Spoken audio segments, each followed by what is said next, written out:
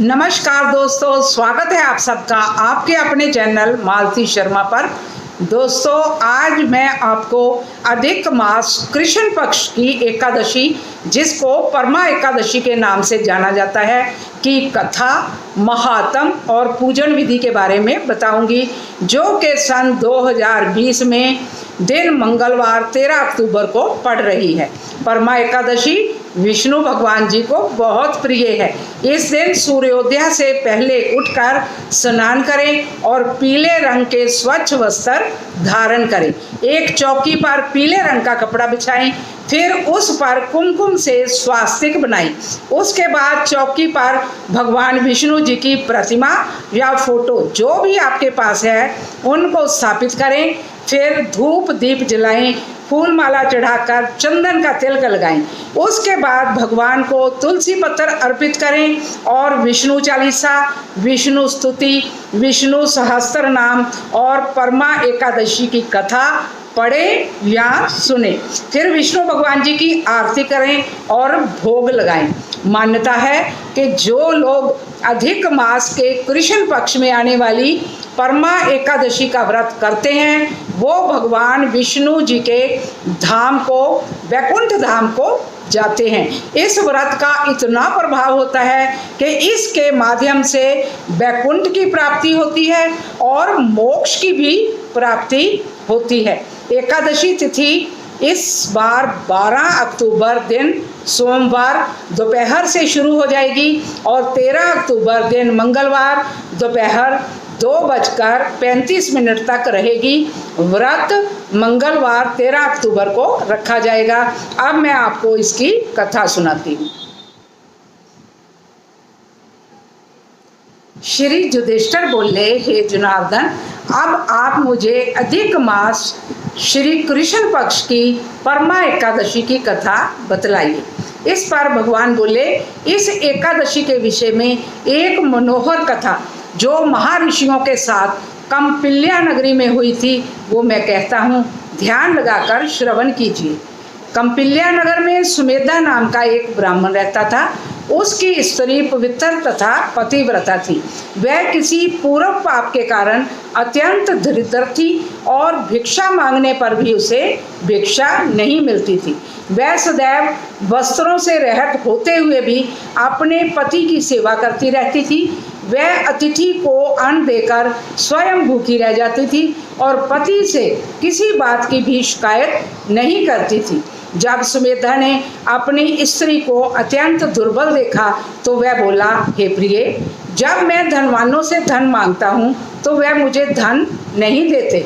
गृहस्थी केवल धन से ही चलती है। अब मैं क्या करूं? इसलिए यदि तुम्हारी राय हो तो मैं परदेश जाकर कोई काम धंधा करूं और कोई उद्योग करूं।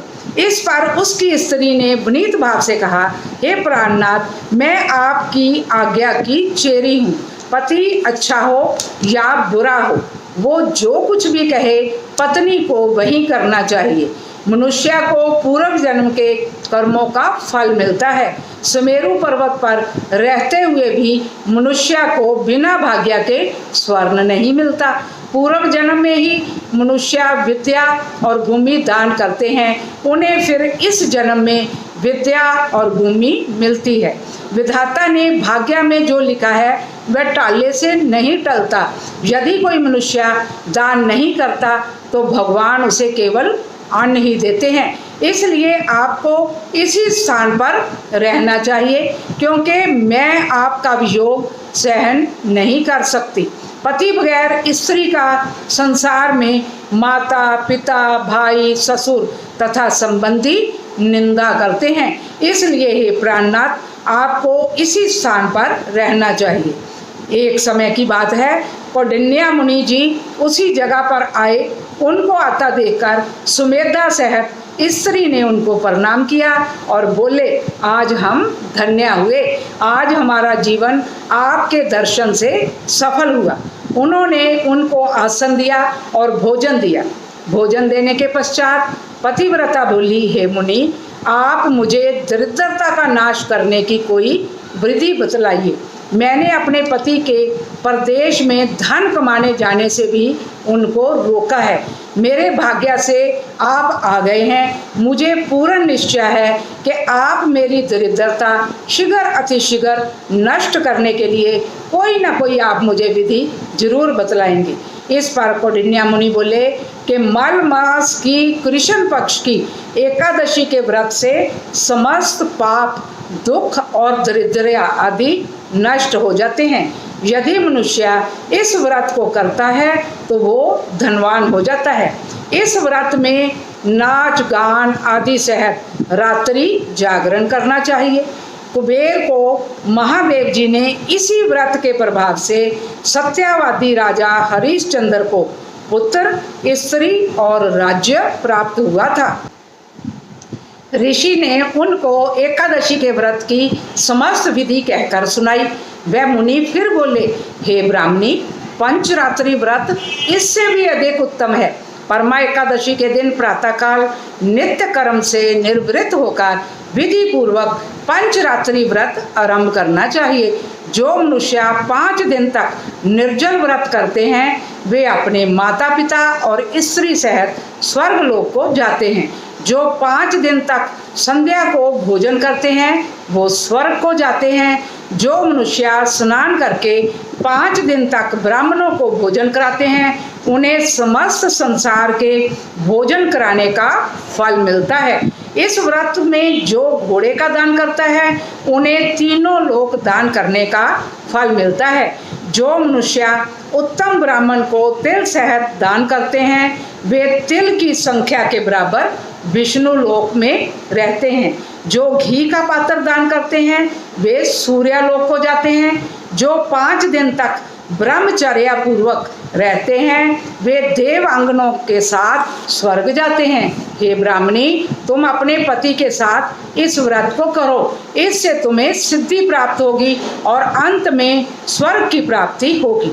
कौंडिन्य मुनि के कहे अनुसार उन्होंने परमा एकादशी का व्रत 5 दिन तक किया।